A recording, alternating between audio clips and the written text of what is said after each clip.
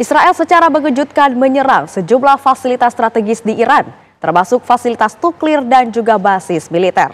Serangan ini tidak hanya menewaskan ilmuwan nuklir, tetapi juga jenderal senior Iran.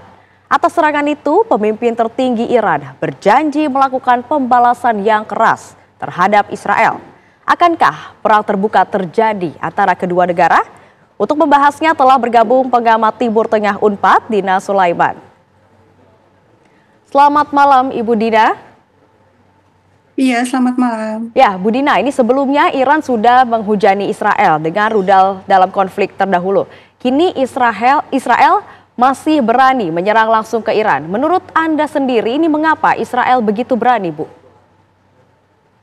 Ya, ini saya pikir sangat terkait yang pertama dengan kondisi dalam negeri Israel sendiri. Beberapa jam sebelum Netanyahu memutuskan untuk menyerang Iran, itu sebenarnya sudah ada dijadwalkan sidang parlemennya Israel yang tujuannya adalah untuk melakukan voting untuk membubarkan kabinet koalisinya Netanyahu, karena kita tahu polling terakhir itu menunjukkan bahwa rakyat Israel itu sudah 70% sudah tidak suka lagi dengan kabinetnya Netanyahu. Bukan berarti mereka membela Palestina, tidak, tapi mereka tidak menyetujui cara Netanyahu yang dianggap terlalu lemah dalam menghadapi orang-orang Palestina karena belum berhasil juga mengembalikan Sandra. Nah, dan beberapa pihak petinggi Israel juga melemparkan kesalahan situasi ini kepada Netanyahu. Nah, buat Netanyahu ini dia perlu strategi untuk keluar dari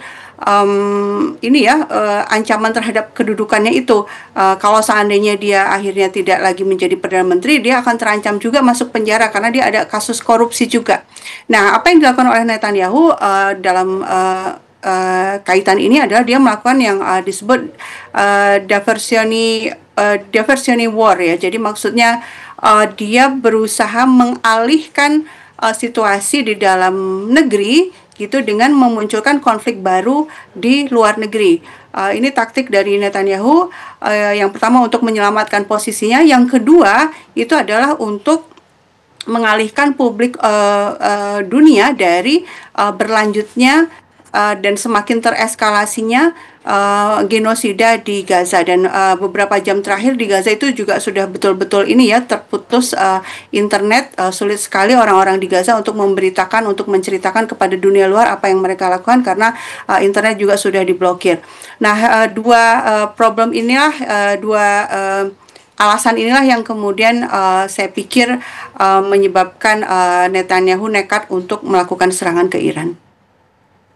Ya, Bu Dina, ini menurut pengamatan Anda, Bu, ini serangan Israel kan begitu bertubi-tubi kepada Iran. Namun mengapa sampai saat ini Iran belum membalas serangan Israel tersebut, Bu? Ya, tentu saya pikir ini wajar saja ya, karena saat serangan itu terjadi pukul 3 dini hari ya waktu Teheran, itu beberapa pimpinan tertinggi di IRGC itu salah satu unit militer yang ada di Iran itu sedang melakukan rapat, sehingga dalam satu serangan itu beberapa tokoh tertinggi itu gugur. Tentu butuh waktu ya untuk konsolidasi, untuk persiapan sebelum kemudian benar-benar melakukan serangan balasan. Ya, Bu, apakah nantinya kedua negara ini akan perang secara terbuka, Bu?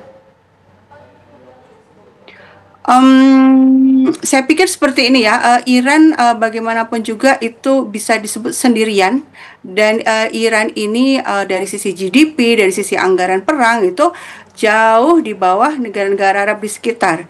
Sementara realnya itu Israel itu justru selain dibantu oleh Amerika Serikat dan Eropa Barat, itu juga dibantu oleh negara-negara Arab di sekitar Palestina.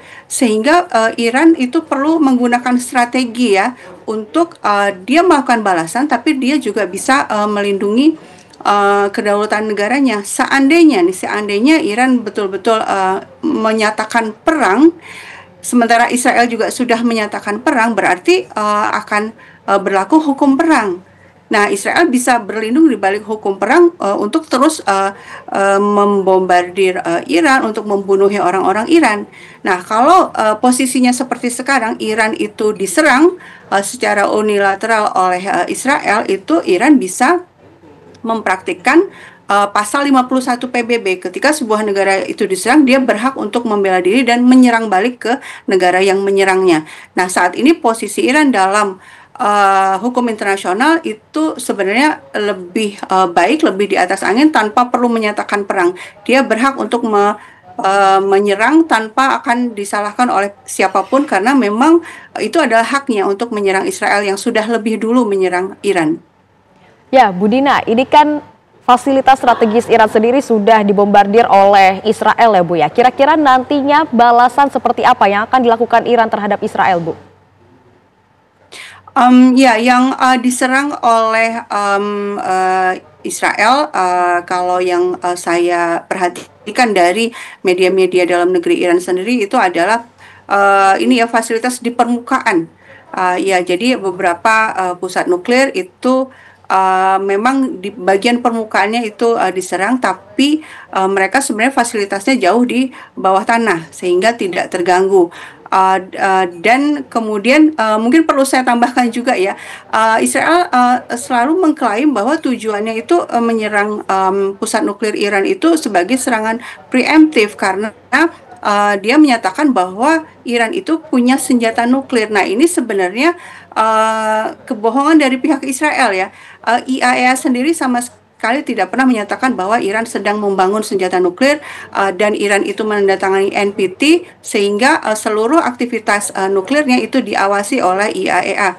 Sebaliknya, yang betul-betul punya bom nuklir justru adalah Israel dan Israel tidak menandatangani NPT.